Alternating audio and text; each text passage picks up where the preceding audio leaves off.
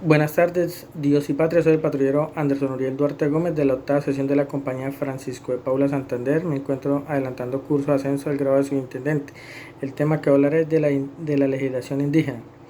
Es cambiante donde la nueva constitución aprobada en 1991 han quedado reconocidos una serie de derechos de las comunidades indígenas. El Estado reconoce y protege la diversidad étnica y cultural de la nación colombiana en su artículo 7 y es obligación del Estado proteger las riquezas culturales en su artículo 8. Las lenguas y dialectos de los grupos étnicos son también oficiales en sus territorios y las comunidades con tradición lingüística propia. La educación será bilingüe en su artículo 10. Su formación deberá respetar y desarrollar su identidad cultural en su artículo 68. Las tierras comunales de grupos étnicos y las tierras de resguardo son inalineables, imprescriptibles e embargables en su artículo 63.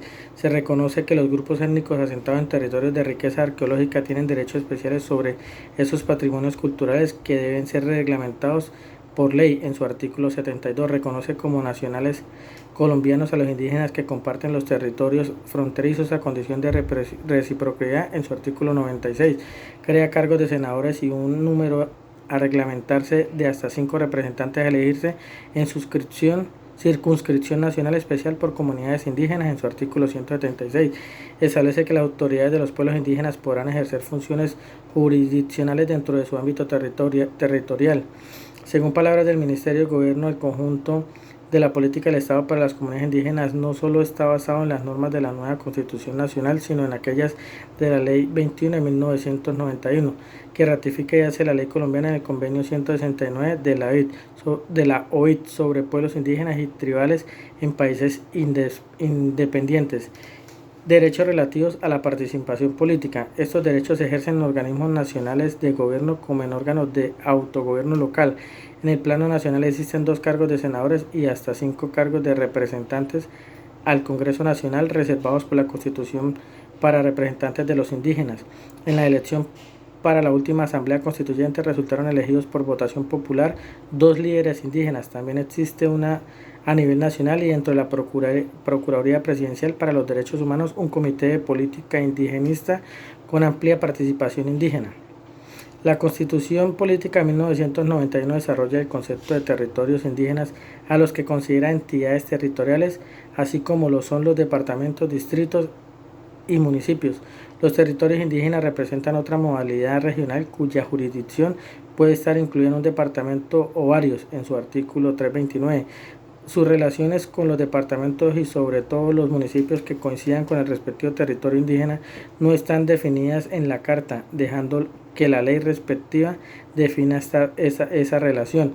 Normas internacionales. Según el artículo 93 de la Constitución, las normas internacionales sobre los derechos humanos que hayan sido ratificados por Colombia tienen fuerza jurídica vinculante e interpretativa en el ordenamiento interno, por encima de la ley, pero por debajo de la Constitución, que es una norma de normas. El artículo 53, en su inciso 4, establece una regulación semejante para los convenios internacionales sobre el trabajo.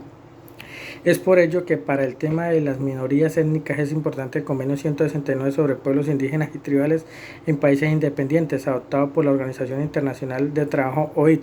El 27 de junio de 1989, ratificado por Colombia mediante la Ley 21 de 4 de marzo de 1991, este Convenio 169 deroga el Convenio 107 de 1957, introduciendo mayores elementos con respecto a la participación y a la identidad indígena.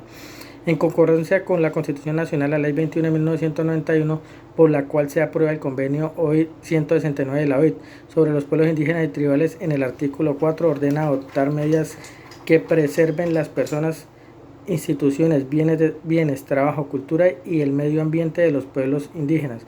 El artículo 6 de la Ley 21 de 1991 manifiesta que los gobiernos deberán consultar a los pueblos interesados mediante los procedimientos adecuados y en particular a través de sus instituciones representativas cuando se prevean medidas legislativas o administrativas que le afecten directamente y establecer los mecanismos por medio de los cuales los pueblos interesados pueden participar libremente, por lo menos en la misma medida que los otros sectores de la población.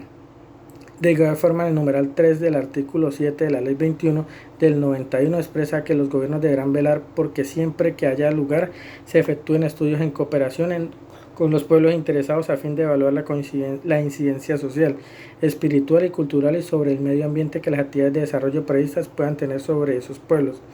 El artículo 15 de la ley, en mención en su numeral 2, señala que en caso de que pertenezca al Estado la propiedad de los minerales o de los recursos del subsuelo o tengan derechos sobre los recursos existan en las tierras, los gobiernos deberán establecer procedimientos con miras a consultar a los pueblos interesados.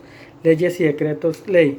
La ley 89 de 1880 ya reconocía la asistencia de las comunidades o parcialidades indígenas al permitir su representación mediante los cabildos. Entre las leyes más importantes formales y materiales que hacen parte y que consagran mandatos expresos sobre la protección de las comunidades indígenas se destacan, aparte de la ya mencionada Ley 21 de 1991, la Ley 2 de 1959 y la Ley 99 de 1993. Concordante con la Constitución, la Ley 99 de 1993, orgánica del Ministerio del Medio Ambiente, ordena que la explotación de los recursos naturales debe hacerse sin desmedro de la identidad cultural, social y económica de las comunidades indígenas y negras, y para este caso el artículo 76 establece que las decisiones se toman previa consulta a los representantes de dichas comunidades, teniendo en cuenta que han desarrollado relaciones sociales, culturales y económicas con los recursos naturales. Muchas gracias.